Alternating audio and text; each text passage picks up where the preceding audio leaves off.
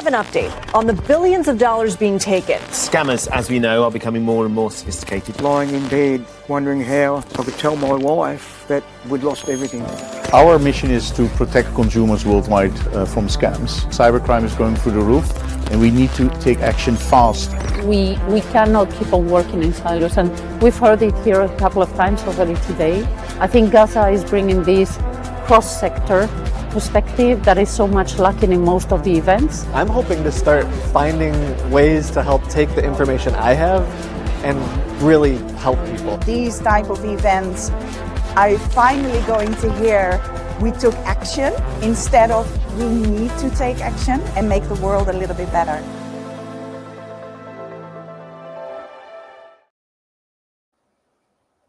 Bom dia, bom dia! Que prazer estar aqui com vocês hoje. Meu nome é Renata Salvini, sou diretora do capítulo Brasil da Gaza.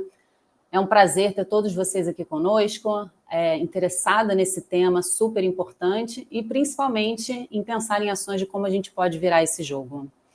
Para quem não conhece a Gaza, é a Global Anti-Scam Alliance, é uma organização sem fins lucrativos com sede na Holanda.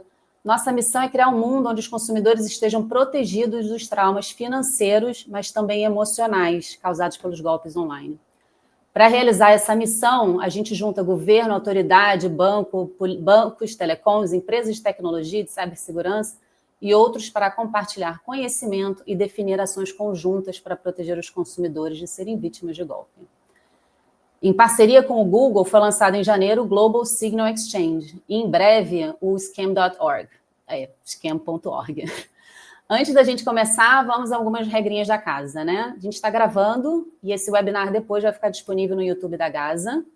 Podem enviar perguntas pelo chat, que no final, os palestrantes, não prometo responder todas, mas os palestrantes vão responder as perguntas que chegarem. E aí, vamos ao que interessa.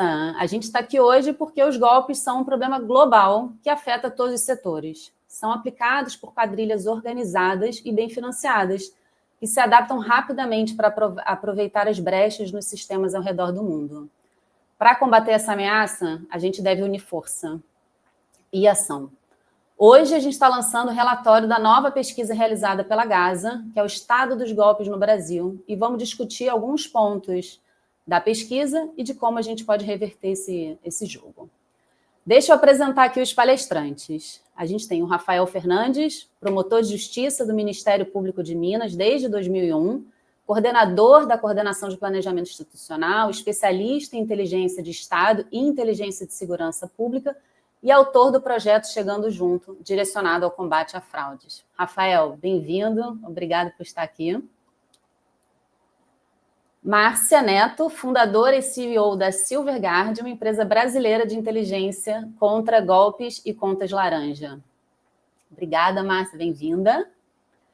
Natália Cuchar, do Google, atua na área de tecnologia e privacidade há mais de 15 anos e desde 2011 é advogada corporativa do Google, focada na área de publicidade digital. É integrante do Conselho de Conteúdo do CONAR e vice-presidente do Comitê de Assuntos Jurídicos e Regulatórios da IAB Brasil. Bem-vinda, Natália. Sônia Mota trabalha na Divisão Global de Prevenção de Fraudes em Pagamentos Corporativos da Nasdaq Verafin. Ela lidera parcerias estratégicas com grandes instituições financeiras na Europa e América Latina. Sônia é dedicada a ajudar bancos a combater fraudes em pagamentos, golpes e outras ameaças financeiras, por meio de soluções tecnológicas baseadas em nuvem. Ela está fisicamente em Toronto, tem mais de uma década de experiência em setores regulamentados em mercados globais, incluindo Canadá e Portugal. Sônia, inclusive, é portuguesa e ela vai falar português com a gente. Se tiver alguma dificuldade no português, só falar que a gente ajuda. Bem-vinda. E obrigado a todos por estarem aqui hoje e compartilhar a sua experiência sobre esse tema tão relevante. Aí, antes ainda de a gente entrar na pesquisa e começar a discussão, eu tenho 2 anúncios a fazer. Primeiro, com grande prazer, quer dizer, 2 anúncios, mas eu vou fazer combinado, tá? Com grande prazer que a gente anuncia que a Nasdaq Verafin e o Google se juntaram à Gaza como membros fundadores do capítulo Brasil. A Nasdaq Verafin é uma plataforma global, líder em detecção e prevenção de fraudes e lavagem de dinheiro para instituições financeiras. E o Google, líder global em tecnologia e inovação. A entrada dessas duas empresas como membros fundadores reforça a importância estratégica do Brasil no combate global às fraudes e representa um compromisso com a proteção do consumidor brasileiro, no momento em que os golpes atingiram patamares sem precedentes. Sônia, quer dar uma palavrinha? Sim, muito obrigada, Renata. E peço desculpa pelo meu português, eu sou portuguesa, mas há 15 anos que vivo no Canadá, portanto agora tenho um sotaque um bocadinho esquisito, mas a gente entende. Como a Renata já mencionou, o meu nome é Sónia Mota, eu trabalho na divisão de tecnologias contra o fraude em pagamentos e golpes digitais da Nasdaq Verafin. A nossa empresa foi fundada há 25 anos atrás na província mais este do Canadá, uma província que se chama Terra Nova, com uma missão clara, mas também bem complexa, que é proteger o mundo contra o crime financeiro. Nós desenvolvemos tecnologias baseadas na cloud, focadas exclusivamente no combate ao crime financeiro, incluindo fraude em pagamentos, golpes digitais, lavagem de dinheiro. E nós estamos muito orgulhosos de ser um parceiro fundador da Gaza Brasil. Eu acho que à medida que o fraude evolve, nós estamos bem focados em utilizar a nossa presença global, as nossas tecnologias e o conhecimento especializado também das nossas equipas, em parceria com a Gaza Brasil, para proteger as nossas comunidades brasileiras. Eu acho que esta parceria reflete as nossas ambições comuns de combater golpes digitais e fraude, mas também uma dedicação mútua à colaboração e a proteger a integridade do sistema financeiro brasileiro. E é um prazer estar aqui hoje. Estou ansiosa para discutir com os meus colegas de painel o problema global, que são os golpes digitais, e diferentes formas de abordar este problema no Brasil. Muito obrigada. Obrigada a você. Tenho certeza que a gente vai fazer muita coisa boa junto ano que vem. Natália, por favor, quer dar uma palavrinha? Claro, obrigado, Renata, obrigada a todos. Também é um prazer estar nesse painel e com uma presença forte feminina, sempre um ponto positivo. Eu quero agradecer muito a oportunidade e também explicar um pouco da nossa cultura corporativa, porque eu acho que faz muito sentido e a gente está muito feliz de se juntar ao capítulo Brasil. O Google é uma empresa fundadora da Gaza globalmente, é uma iniciativa que a gente vem dando muito apoio e é super importante dentro da empresa. Eu acho que um ponto, inclusive, até é a integração de dados, que a gente acredita muito que o combate à fraude e a segurança dos usuários implica nesse aspecto que acho que a Sônia levantou muito bem, de colaboração. Não é um trabalho de uma empresa sozinha, não é um trabalho só do governo, não é um trabalho só de um setor, é a gente trabalhando em conjunto que a gente vai conseguir minimizar algo que, infelizmente, nunca vai acabar. O Google vem integrando cada vez mais dados dentro do Global Exchange Signal, que a gente acredita muito como um protocolo aberto. Global Signal Exchange, desculpa, a sigla é o contrário. E a gente entende e reconhece muito o Brasil como um mercado complexo, que tem muitas oportunidades comerciais, mas que também tem os seus desafios. E é por isso que a gente quer ver a Gaza aqui no Brasil florescer, crescer e trazer essa discussão tão séria para a mesa, com dados, com pesquisa e com esse trabalho em conjunto. Então, obrigada, Renata, pela oportunidade. Eu estou muito feliz aqui de representar o Google nesse capítulo Brasil. Olha, eu não ia falar nada da presença feminina, né? Mas que bom que você falou. A gente vê tantos homens aí, né, na liderança, e é bacana ver que no Brasil estamos com uma liderança feminina. O Rafael está com algum problema agora tecnológico de internet, mas já ele se conecta. Então, tudo bem, agora estrela da noite, do dia, na verdade, né? Vamos ao relatório. Essa pesquisa ela é feita mundialmente pela Gaza, entrevistou 46 mil pessoas em 42 mercados. Hoje a gente vai falar do resultado do Brasil. Pesquisa bem demográfica, com representatividade de gênero, idade, escolaridade, situação profissional. Foram entrevistados 1.000 adultos brasileiros. O que é a pergunta que todo mundo quer saber, né? Quanto que a gente perdeu em dinheiro? Estimado 99 bilhões. O que dá uma média de 1.714 por pessoa nos últimos 12 meses. Só para falar aqui, eu vou passar os dados macro, mas a pesquisa tem mais de 50 slides, tá, gente? 50 páginas. Então, depois dá para vocês entrarem e decuparem tudo com tranquilidade. 81% dos brasileiros já se depararam com um golpe, isso não é surpresa, né? Porque todo dia a gente é bombardeado por telefone, SMS e tal, mas isso equivale a 252 tentativas por pessoa por ano. É muita coisa. 70% dos brasileiros foram vítimas. 38% perdeu dinheiro com os golpes. E apesar da gente achar que o idoso é o mais vulnerável, o que a gente viu na pesquisa é que os millennials foram as maiores vítimas, com 81%. O dado curioso que assim, me chamou muito a atenção é 75% dos brasileiros se sentem confiantes de que reconhecem um golpe, mas 70% caiu. Então, assim, não é culpa. Vocês viram que tem escolaridade e tal. É porque os golpes estão ficando cada vez mais difíceis de serem reconhecidos. Então, a gente, por mais que preste muita atenção, tem que prestar mais atenção e tem que ficar mais ligado. Eu trouxe um slide do Global State of Scam, que fala que 57% dos adultos mundialmente foram vítimas de golpes. Oceania e América do Sul são os maiores. Então, vocês veem que o Brasil está na América do Sul, os nossos dados, 70% caiu, aqui 72%, né?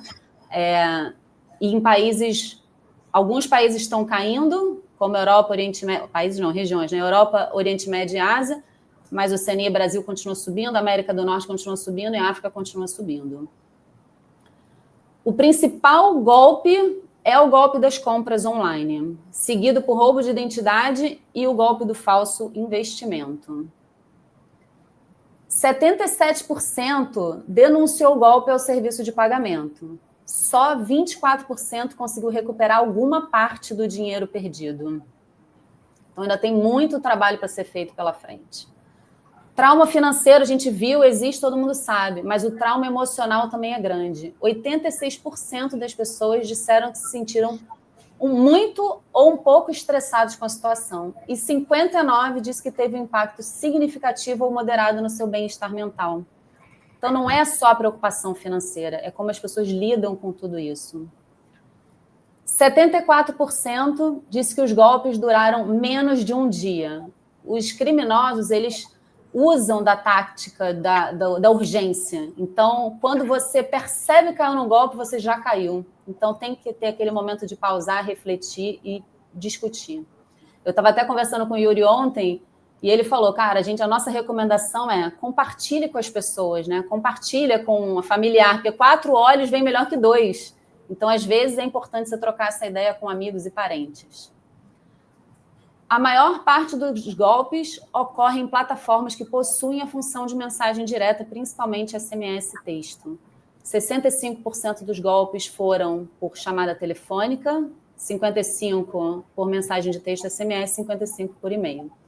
88% das tentativas de golpe no Brasil ocorreram em plataformas que possuem as funções de mensagem direta. Principal razão pela qual as tentativas de golpes não são denunciadas. Esse é um assunto, né, bem que a gente escuta muito que não é reportado, tem a dificuldade para quem reportar.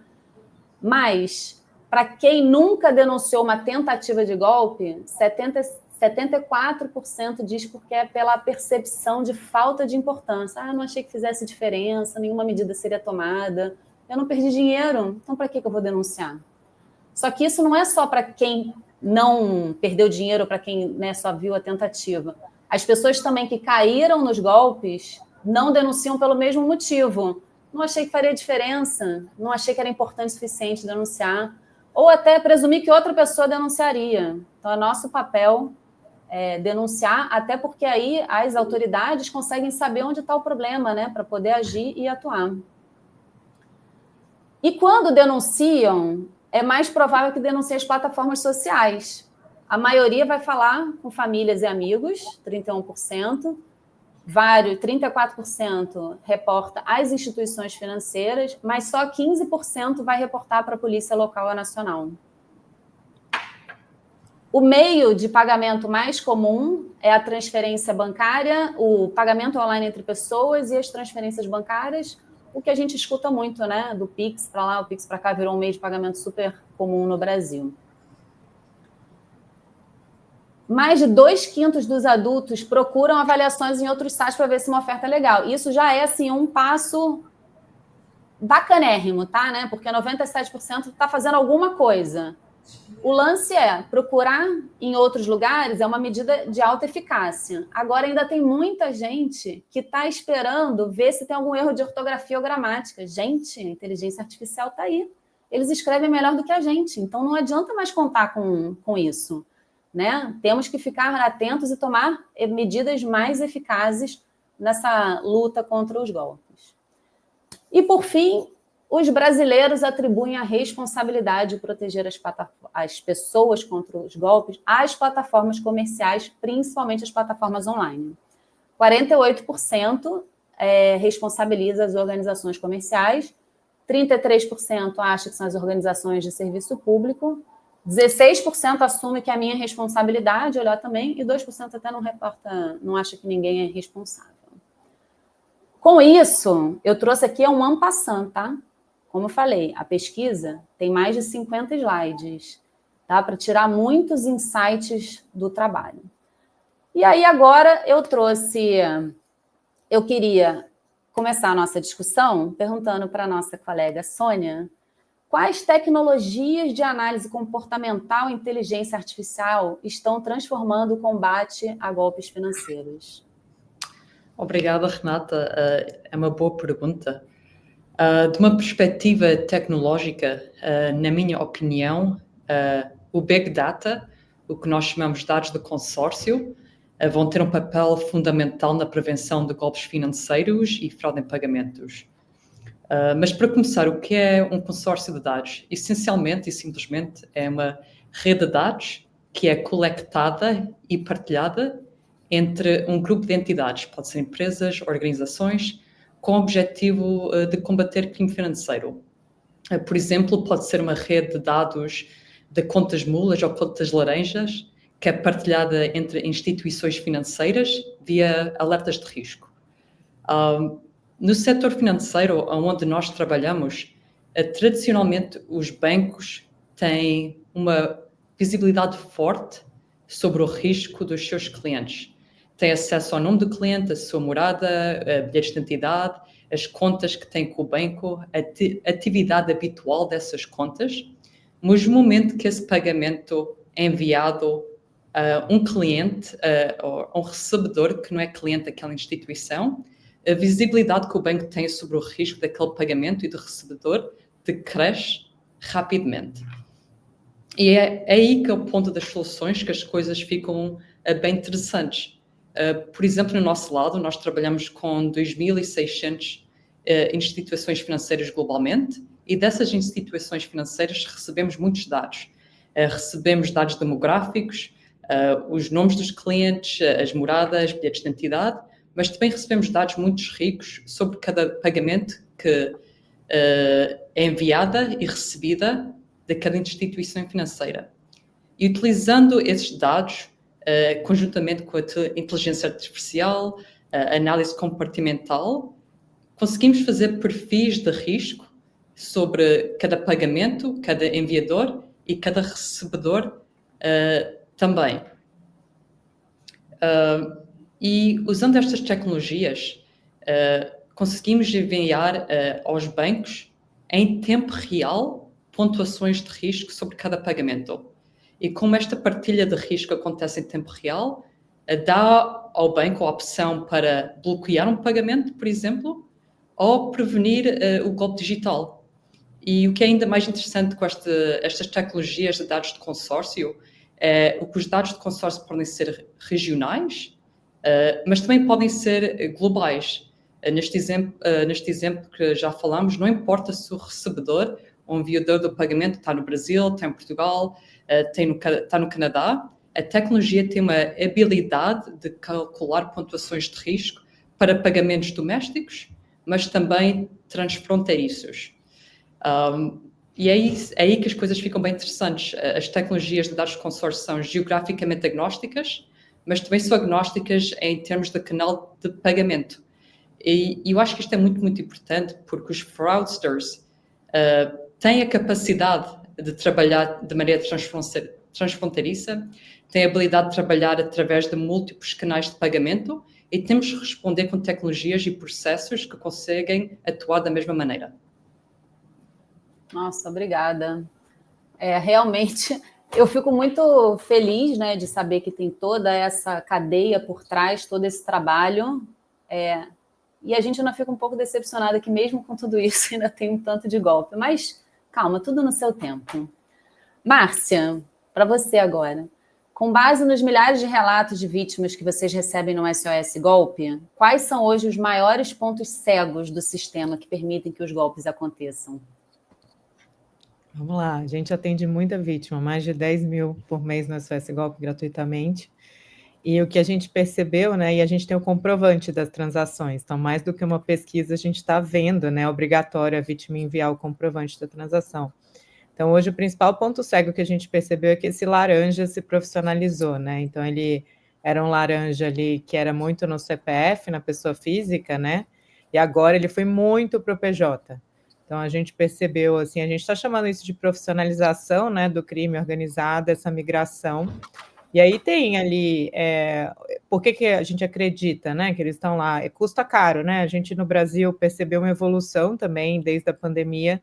As contas de destino de golpes normalmente eram contas falsas no início, né? Na pandemia todo mundo digitalizou ali, precisou, né, o sistema bancário abrir conta digital, e aí vieram várias tecnologias, né? Liveness, reconhecimento facial, e isso evoluiu, né? Então o Brasil já não está mais na onda da conta falsa, virou a onda da conta laranja, que por vários motivos aí, seja impunidade, as pessoas alugam as contas dela. Então elas não estão alugando mais só conta PF, né, pessoa física, elas também estão alugando conta PJ, pessoa jurídica, enfim, e a gente percebeu também uma hipótese, né, que a gente tem forte, é que o sistema financeiro trata muito diferente ainda conta pessoa física e pessoa jurídica. Acho que tem essa confiança maior de todo mundo, é uma empresa, né, poxa, conseguiu abrir, tá tudo muito certo, então a gente abaixa um pouco a guarda desde a vítima, né, que confia mais, se ela vai fazer uma transferência, ela tá vendo que não é um CPF, é uma empresa, ela já confia mais, sistema financeiro também. Então, assim, acho que tem vários pontos, né? E a gente aqui no Brasil, a gente até levou isso já para o Banco Central aqui, a gente entende que o arranjo Pix, né, que hoje é um dos maiores meios de pagamento envolvido em golpe, falta um terceiro nível, igual a gente tem em boleto hoje no Brasil, porque hoje muitos golpistas estão se escondendo atrás dos intermediários de pagamento. Então, o que é isso, né? A gente tem ali por exemplo, um gateway de algum e-commerce grande, assim, que você vai lá e monta um site. Quando você faz uma transferência, no seu comprovante, você vê esse gateway, você não vê quem é o dono do site atrás. Então, os golpistas também já perceberam isso, né, e vão explorando essas falhas que eles acham, enfim, uma falha do arranjo mesmo, que o Bacen acho que já se comprometeu aí a fazer esse terceiro nível, mas é uma mudança estrutural grande no Pix. Então, tem várias, acho que o maior ponto cego hoje é essa migração, respondendo aí, essa migração da conta PF para a conta PJ, e o que a gente entende é que lavagem de dinheiro e prevenção de golpe tem algo muito parecido, assim, que é um pouco diferente quando a gente está falando de invasão de conta. Eu estou falando aqui o golpe, mais nessa linha do laranja, é muito parecido, né? Só que às vezes não é só monitorar dinheiro grande, você tem que monitorar os 20, 30 reais que estão entrando na conta. Lavagem de dinheiro ainda tem muito modelo mental quando a gente fala com os times de PLD, que eles estão lá procurando grandes movimentações. Só que o golpe é o PLD do dinheiro pequeno. Deixa essa provocação aqui, que às vezes tem gente tirando muito dinheiro de 20, 30 reais, e aí muitos dos mecanismos não pegam. Então tem uma zona cinzenta entre PLD e time de antifraude quando a gente fala aí de golpe, na minha opinião aqui. Olha, a provocação foi ótima e faz todo sentido, né? Porque o pequenininho, primeiro que se é pequenininho, às vezes nem a pessoa vê no próprio extrato, né? Assim, falando, é uma preocupação até que eu e meu marido a gente tem. Mas, cara, eles no somatório dão um tantão, né? Natália, vamos agora para o outro lado. O que o Google tem atuado, tem atuado para reduzir os golpes que usam anúncios, e-mails e buscas como porta de entrada? Obrigada, Renata. Bom, eu acho que o primeiro ponto, e eu vou ir um pouco mais a fundo na parte de publicidade, que é o meu foco, mas isso se aplica para todas as verticais, que é o uso de inteligência artificial. Então, o Google tem um bom histórico e vem utilizando inteligência artificial em seus mais variados produtos, e a gente vem e acredita utilizando cada vez mais essas ferramentas também para a prevenção de fraudes, né? E com isso a gente conseguiu chegar a mais de 5 bilhões de anúncios bloqueados no ano passado, e depois eu posso até mandar o link aqui do relatório de segurança em anúncio. Só no Brasil foram 200 milhões de anúncios bloqueados, 1 milhão de contas, mais de 1 milhão de contas de anunciantes que também foram suspensas ou canceladas aqui no Brasil, e a detecção veio através desse compartilhamento, através de iniciativas como a da Gaza e os nossos sinais que a gente tem também com os usuários para detectar. Eu acho que um ponto que a Márcia levantou muito importante, né? O quanto que a gente tem essa guarda, às vezes, um pouco mais baixa com empresas. Então, detectar quem que está roubando e tentando capturar a informação de uma empresa legítima para abrir uma conta fraudulenta no Google Ads. A gente entende o nosso papel e a nossa responsabilidade. Então, em algumas verticais, por exemplo, de anúncios, a gente exige a verificação do anunciante. Acho que uma delas, que é o que toca aqui num assunto muito caro a todos nessa mesa, que é a de serviços financeiros. Então, hoje em dia, no Brasil, para você abrir uma conta no Google Ads e fazer anúncios relativos a serviços financeiros, você precisa ser verificado, você precisa mostrar sua documentação, provar que você é legítimo, vai ter uma outra empresa, inclusive, que vai fazer essa checagem. Então, a verificação é mais uma dessas camadas, né? Inteligência artificial, verificação, contar também, e aí acho que um ponto falando, que a gente vai falar um pouco mais, com os flags e alertas dos usuários sobre um determinado comportamento ilegítimo na internet.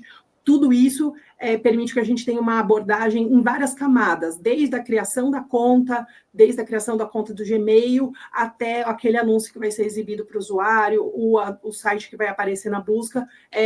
É um pouco enxugar gelo, é triste, e vai ser assim para sempre, a gente nunca vai zerar, mas a gente ainda pode fazer muita coisa e vem investindo para fazer cada vez mais para prevenir isso aqui no Brasil.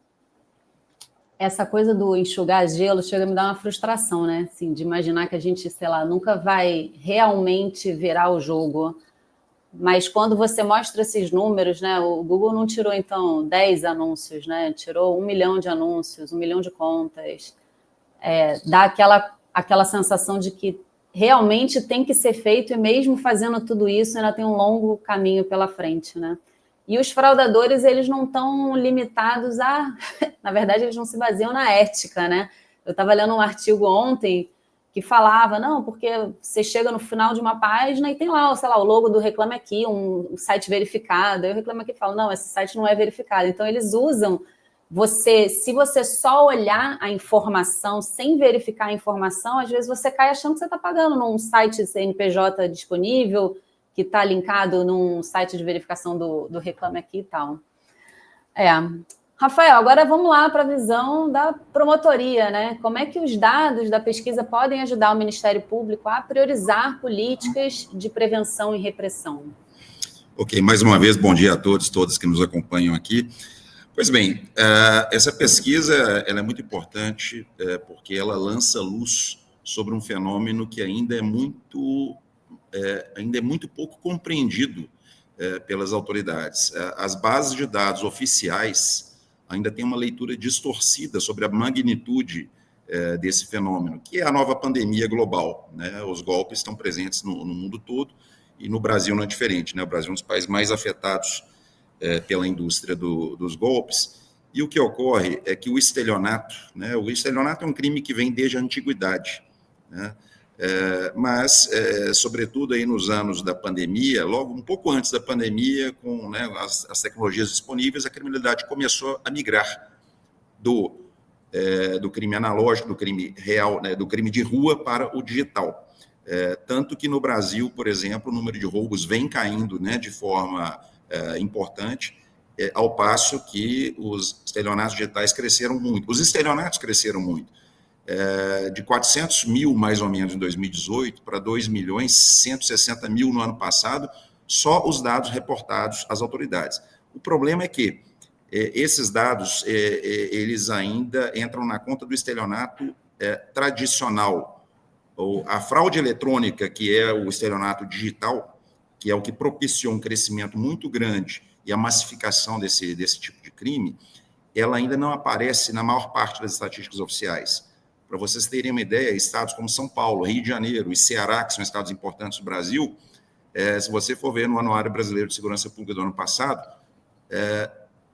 todos os estelionatos que foram reportados às autoridades aparecem como se fossem estelionatos analógicos, né, e não digitais. Então, para São Paulo, Rio e Ceará, as estatísticas estão zeradas. Em muitos estados, a gente tem já a previsão, né, desse campo, mas a gente também tem erros no preenchimento das ocorrências.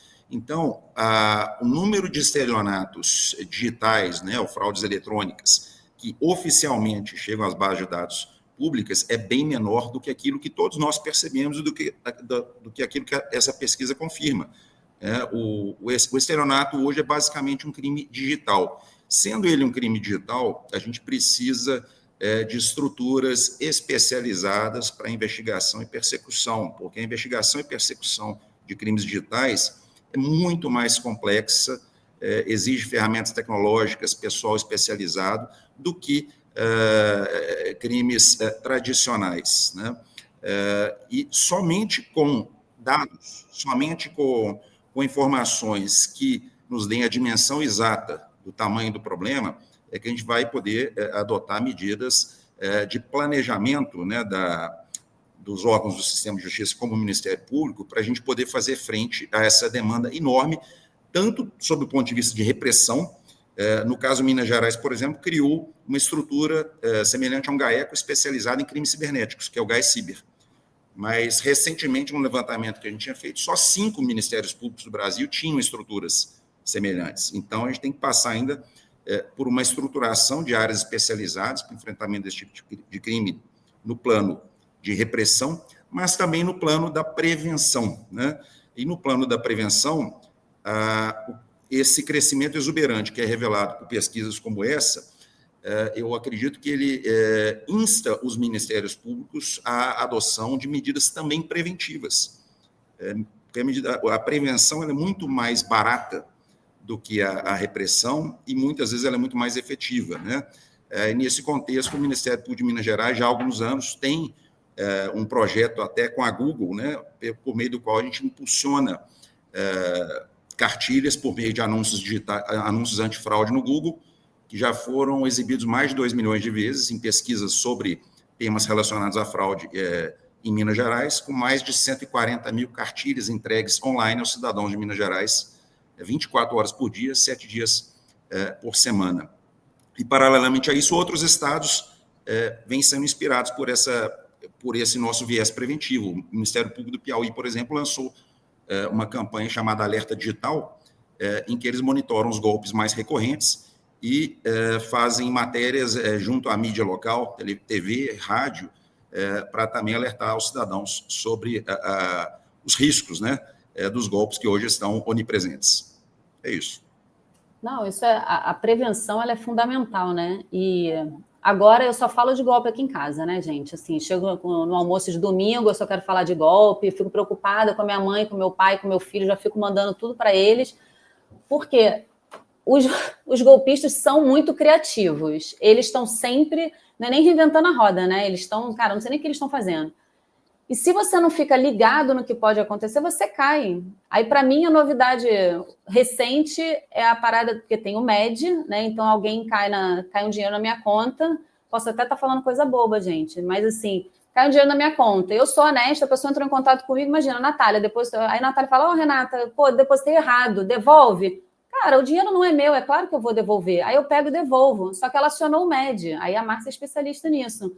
Aí eu perdi 2 vezes, eu caí no golpe, gente. Coisa assim, você vai usar a sua índole e você acaba se ferrando. Então, assim, já tô ficando a chata da família, só quero falar nisso, fico mandando pro meu pai e minha mãe papagaio e periquito, mas é algo que a gente tem que falar, sim. Uma das recomendações da Gasa, inclusive, seria essa campanha nacional unificada. Todos os segmentos fazem pequenas campanhas. Se a gente tem uma nacional, eu já imagino logo o Zé Gotinha, tá, gente? Não o Zé Gotinha ser o líder da campanha, não. Mas o Zé Gotinha é uma coisa que em qualquer canto do país você já escutou falar, porque ela é uma campanha unificada. Então, eu acho que está aí também, faz parte da recomendação da Gasa, no relatório vocês vão ver, tem 10 recomendações que foi feita pelos especialistas, mas eu acho que até que eu estou botando os pés pelas mãos. Márcia, então vamos voltar para você. A partir dos dados da pesquisa, o que mais surpreende sobre a vulnerabilidade dos usuários de serviços digitais no Brasil? É a primeira coisa que eu sempre falo em qualquer palestra, treinamento, curso que eu falo, gente, por que a gente cai em golpe, minha percepção, tá? Que tem um pouco a ver ali, você trouxe rapidinho, a gente acha que só os mais velhos caem em golpe. Eu falo que é a primeira coisa. Então, você viu ali, você trouxe os millennials, né? A gente também tem essa análise aqui. O público hoje, nas nossas denúncias, né, que mais caem é entre 18 e 29 anos, assim, acho que já é até quase geracional, até já está indo mais para Gen Z. É aquele híbrido ali entre Gen Z e milênio jovem. E é isso, assim, é o principal ponto, assim, essa negação que a gente tem, né? A gente fica sempre achando que é só imbecil, trouxa, gente que cai em golpe. Gente, todo mundo vai cair, assim, porque está evoluindo num nível muito avançado. Então, acho que é o principal ponto, assim, que eu costumo dizer, e me chama sempre a atenção, porque quebra esse estigma, né? Que só o mais velho cai, né? O que a gente percebe aqui nos nossos números é que o mais velho perde 5 vezes mais dinheiro que os mais jovens, e são golpes diferentes, são aqueles golpes que você está achando que está ajudando alguém, um parente, então não são às vezes golpes de ganância, são golpes muito de então o tombo para eles não é só financeiro, então a gente olha com muito carinho aqui dentro para esse público, apesar de não ser o maior público que cai em golpe, mas é o que mais perde no ticket médio do golpe, 5 vezes mais que os mais jovens, então a gente olha aqui, mas é isso que me surpreende, olhando o número ali, e por outro lado, outra coisa super em relação à prevenção é a gente achar que sabe identificar, né? Então, e mesmo assim cair, né? Então, muito curioso, assim, eu acho que essa crença que a gente é super-homem, assim, e só os mais velhos e vulneráveis vão cair, eu falo, a gente tem que virar essa chave no final, senão a gente fica com a guarda baixa. No final, todo mundo pode cair, acho que a gente trouxe aqui inteligência artificial para o bem, mas tem o uso no mal também, né, que a gente está chamando de Dark AI internamente, tem a Dark Web, a gente fez um acrônimo, trouxe aqui também para o Dark AI, né, o uso ruim da inteligência artificial, então a gente percebe, ainda não vemos nos atendimentos do SOS Golpe casos que a gente vê às vezes na imprensa, um ou outro ainda, né, de spear phishing, que a gente fala que é pegar, assim, o vídeo, né, por exemplo, eu vou tentar tirar dinheiro da sua mãe, então eu vou pegar um vídeo seu, perfeito, então aquelas coisas muito segmentadas, a gente ainda não viu, mas o que a gente vê muito é a inteligência artificial em vídeos de rede social, assim, assustadoras, com famosos, né, então com vários jornalistas, eles adoram jornalistas também, os golpistas, porque dá uma credibilidade muito forte, então a gente vê muito isso hoje. Olha, já ligaram para o meu pai, falando, tô com a sua filha. Aí ele falou, cara, não vai estar não. Fica, olha só, né? Meu paizinho, só a única filha, tá? Tem um irmão, mas eu sou a única menina. Fica. Agora, imagina se mostra para ele um vídeo meu perfeito, né? Aí será que ele vai falar fica? Melhor nem perguntar para ele, porque eu não quero ouvir a resposta. Mas, Natália, eu vou combinar 2 perguntas agora para você. Uma que eu tinha feito, que é... A pesquisa mostra que muitos brasileiros não denunciam e como as plataformas podem simplificar esse processo. E a Karen Presler, ela fez uma pergunta já aqui da audiência, tá? O Google tem algum canal de denúncia de fraudes e golpes aberto ao público? Então, comentar um pouquinho do que vocês fazem para simplificar e se você tem o canal. Claro, e eu acho que, no fundo, vai ser o mesmo. Eu vou responder em conjunto. Então, obrigado, Renata, obrigada, Karine. Eu acho, né, eu vi no chat. Eu acho que, como eu falei, a gente tem uma abordagem em camadas, porque não adianta ter uma única medida. Eu estou aplicando AI, estou tentando prevenir, nunca vai ser o suficiente. Eu acho que um aspecto que eu queria ressaltar aqui, tanto para estimular as pessoas a denunciarem mais e para também ficarem mais sensíveis com golpes, é a parte educativa. Então, acho que eu agradeço muito o que o Rafael falou da cartilha de Minas, acho que é um case que eu falo sempre que eu estou num fórum que discute fraude, porque é o governo público saindo um pouco fora da caixa de uma ação só reativa e tendo uma visão preventiva, e eu acho isso muito incrível, a gente apoia muito. Karine, você falou de denúncia. Engraçado, eu trabalho há muito tempo com internet, então para mim é muito trivial falar, não, claro, todo conteúdo que você vê na internet é denunciável. Qualquer vídeo que você vê no YouTube, qualquer link que você vê na busca, sempre tem aquela bandeirinha que eu acho que esse é o papel educativo que talvez a gente possa melhorar assim. Pode parecer uma gota no oceano, mas é muito importante. O seu sinal é relevante para a gente como plataforma, é relevante para as outras plataformas, é isso que vai fazer com que os nossos sistemas melhorem. Então, toda vez que você vê um vídeo, por exemplo, que está usando inteligência artificial de uma forma maliciosa, cada vez que você vê um anúncio, e eu estou falando assim, dos produtos do Google sempre tem aquela bandeirinha de você dar o flag e você denunciar, funciona. No Gmail tem o botão de spam.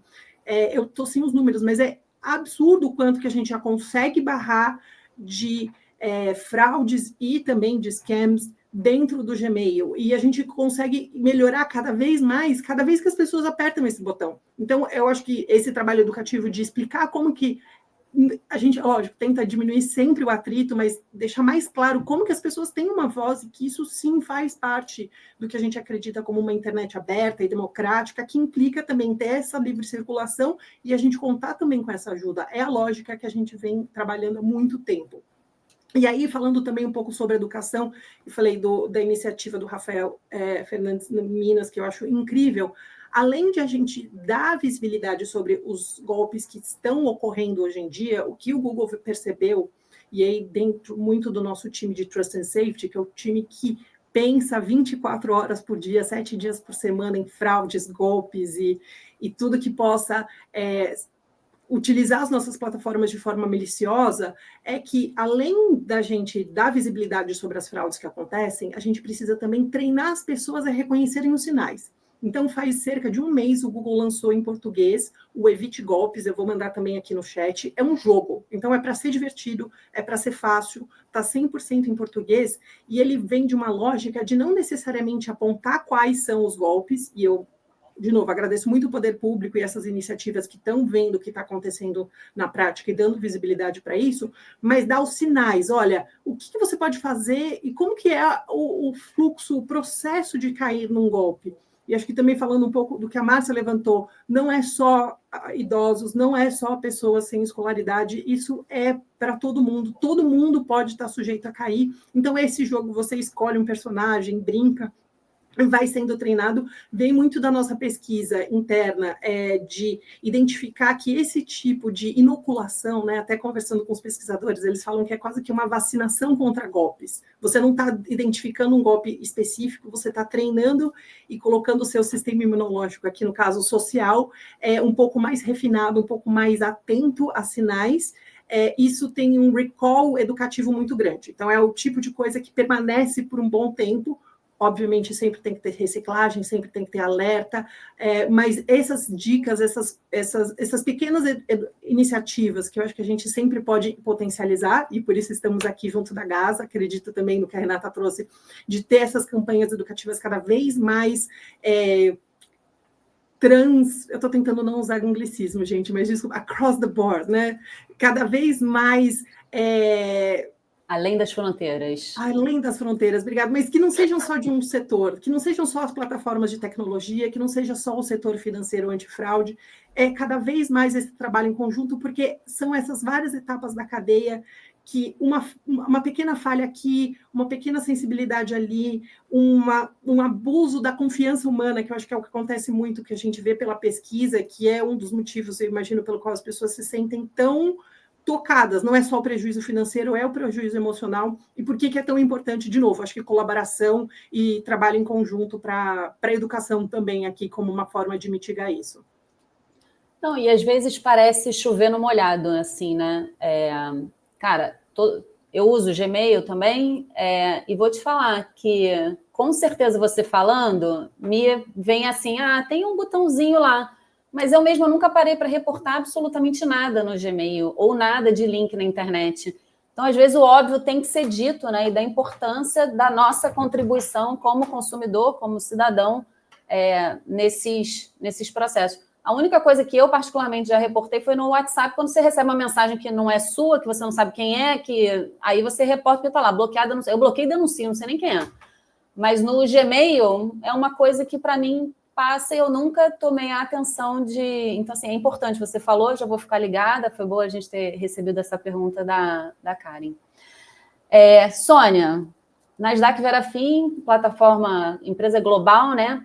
Que lições internacionais vocês observam que vocês poderiam inspirar o Brasil na criação de uma rede antifraude mais integrada?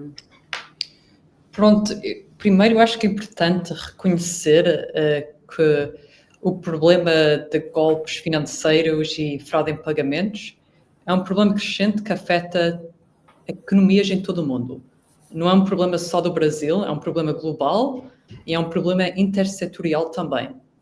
E à medida que estes golpistas e os fraudsters atuam de maneira mais rápida, de uma maneira mais sofisticada e além fronteiras, temos que adotar a mesma abordagem e responder com processos e tecnologias que são ágeis, que são intersetoriais e transfronteiriças também para combater eficazmente esta ameaça. Na nossa experiência, os países que têm tido mais sucesso são países com uma cultura forte de colaboração, com fortes parcerias privadas, mas também fortes parcerias públicas e privadas. E, adicionalmente, também é preciso ter uma cultura forte de inovação e não ter medo do futuro e de explorar novas metodologias e novas tecnologias também. A tecnologia e os processos são peças críticas, mas ainda mais importante é criar uma base sólida de colaboração e de inovação entre as instituições financeiras e os seus parceiros públicos também. É isso aí. A gente fala muito de colaboração, né? Às vezes fica muito etéreo, né? Como colaborar, mas tem que ter a colaboração para a gente ter essas respostas. E é ótimo saber que os países que estão mais avançados nesse assunto usam da colaboração público-privada para melhorar. E aí, está até ligada a minha próxima pergunta para o Rafael, né? Que caminhos o Ministério Público vê para melhorar o fluxo de cooperação entre cidadão, empresa, autoridades? Bem, são vários caminhos, mas eles passam necessariamente por arranjos como parcerias público-privadas, né? A gente trata aqui de um fenômeno que é multissetorial, a gente não tem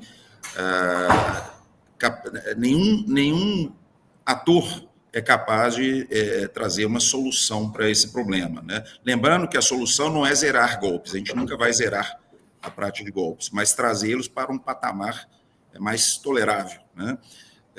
Mas a gente precisa do engajamento de todos dos stakeholders, dos atores envolvidos, seja do setor público, né, instituições como o Ministério Público e outras instituições do sistema de justiça, da área de governo também, passando, né, pelos PROCONs, e também o engajamento, né, do setor financeiro, das plataformas, das grandes plataformas digitais, sociedade civil, e a gente tem visto que as parcerias público-privadas têm nos possibilitado progressos significativos, né? A própria parceria entre o Ministério Público de Minas Gerais e a Global Anti-Scam Alliance, ela propiciou já, a gente falando daquela questão dos dados que estão, vamos dizer, ocultos, né, pela falta de categorias específicas para fraude eletrônica. Nós já conseguimos resolver essa questão no âmbito do Conselho Nacional do Ministério Público. Foi até fruto do nosso último webinário em maio, em que provocamos o Conselho Nacional do Ministério Público a inserir nas tabelas unificadas o assunto fraude eletrônica, que até então era inexistente. Isso gerava até uma dificuldade. Como é que a gente vai cobrar, né, das polícias nos estados a uniformização, né, a criação de uma categoria específica para uniformização dessa base, se o próprio Ministério Público não tinha feito o seu dever de casa, né? Então, isso foi possível graças a esse arranjo público-privado, que fomentou um diálogo intersetorial, inclusive entre os próprios Ministérios Públicos, já que o Ministério Público de Mato Grosso, né, também fez parte dessa parceria que levou a isso. Nós temos também, então, as parcerias público-privadas são mundialmente vistas como algo essencial para que a gente consiga encontrar as soluções para o enfrentamento desse problema. E também do ponto de vista de colaboração com o cidadão, tanto órgãos como o Ministério Público, né, devem, vamos dizer, fomentar e facilitar o acesso do cidadão e também as instituições privadas, né? Da parte do setor público, por exemplo, essa colaboração ela tende a ocorrer melhor se nós tivermos formas mais simplificadas de registro de ocorrências, por exemplo, o cidadão podendo registrar uma ocorrência de golpe, de fraude eletrônica, por uma delegacia online. Isso já existe em alguns estados, mas em outros ainda não. Então, a gente tem que facilitar o percurso da vítima, do cidadão, assim como as empresas também, né? O caso da Google, por exemplo, que a gente mencionou, né? Da gente ter canais de denúncia, a Google já dispõe desses canais, mas eu mesmo comentei com a Natália recentemente, a gente tem que ter os canais e procurar aprimorá-los para que a experiência do usuário seja uma experiência mais facilitada. Eu mesmo tive um caso em que eu fui denunciar, né, a Google um e-mail que eu recebi, e eram tantas etapas que eu estava, vamos dizer, envolvido, eu estava até numa conferência da ONU sobre golpes em Viena, acabei não, né, deixando naquele momento de lado, porque eram muitas etapas e eu tinha outros afazeres. Então, é importante a gente estar sempre aprimorando também esses canais para que o cidadão se sinta mais encorajado, né, a cooperar, trazendo essas informações, essas denúncias. Mas, enfim, nós não temos bala de prata para resolver esse problema e ele precisa do engajamento de todos os setores, de todos os atores, porque, afinal, a gente precisa, é necessário uma rede, né, para combater a rede criminosa. E esse trabalho em rede vem sendo muito bem conduzido pela Gaza, né, construindo essas importantes pontes aqui no mundo todo, né, entre atores que têm em comum aí esse desejo de tornar a experiência digital, né, do nosso cidadão mais segura. Ótimo. Fico feliz de saber que essas discussões já levaram implementações para o Ministério Público. Tem uma pergunta aqui da audiência, Sônia, vê se você sabe. Os bancos têm bloqueado muitas transações ou mais alertado sobre suspeitas? Qual o impacto dessas ações, né, que essas ações vêm gerando, considerando que 70% ainda cai em golpe?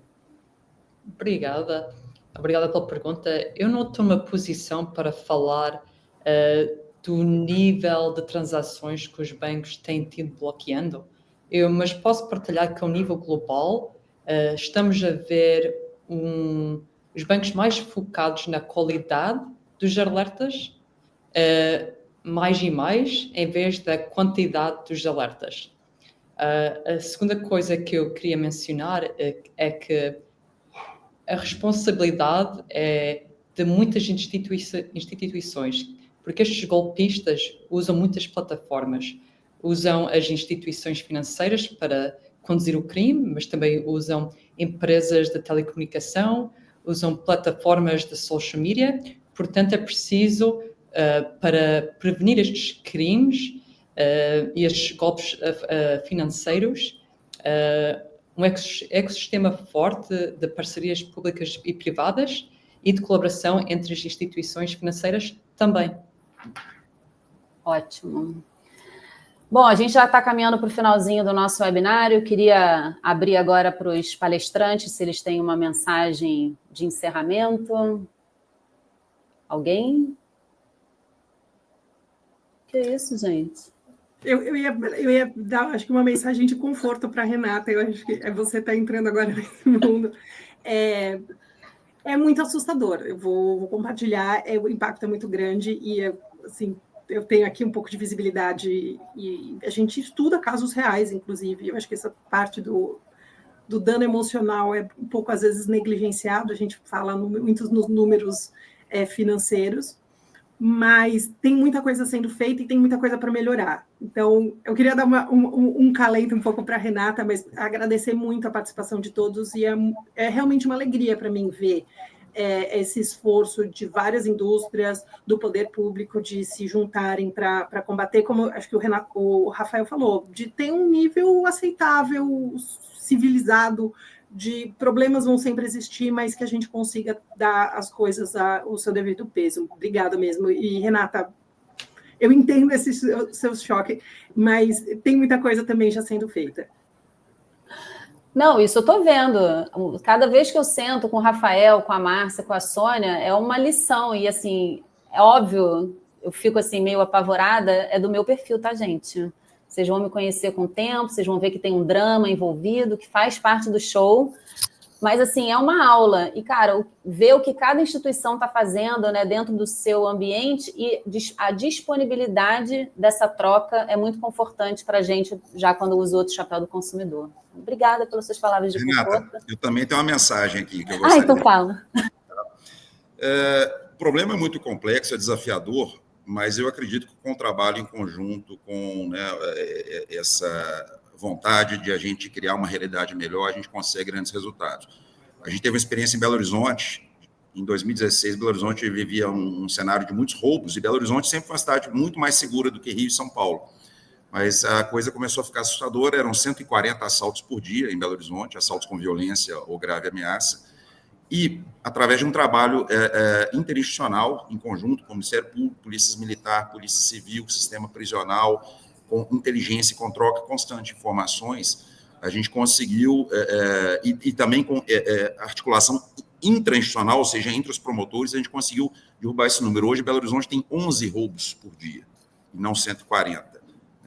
Claro que os golpes são um fenômeno muito mais complexo, um fenômeno transnacional, só que ações em rede como essa que a gente vem, né, desenvolvendo, né, em parceria com a Gaza, com a Silverguard, né, a Google e NASA se juntando, e tantas outras entidades, eu tenho certeza que a gente vai conseguir construir um cenário melhor, mas isso demora um tempo para frutificar, né?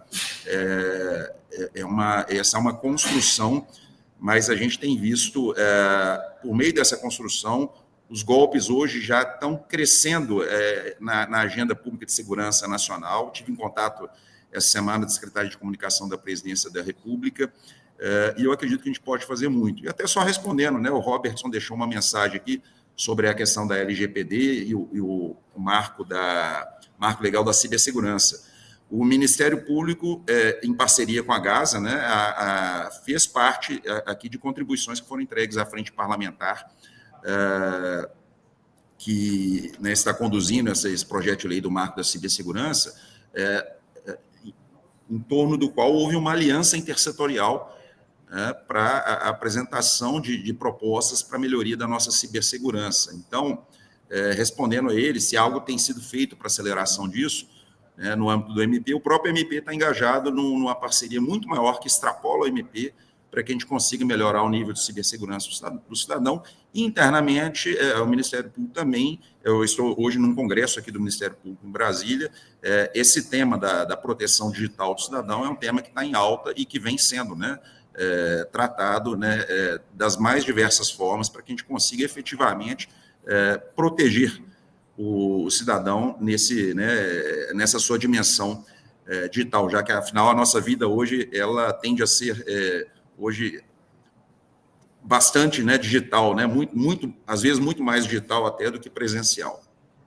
Com certeza. Então é isso, eu acredito que a gente consegue juntos, né, vamos conseguir, né, grandes resultados.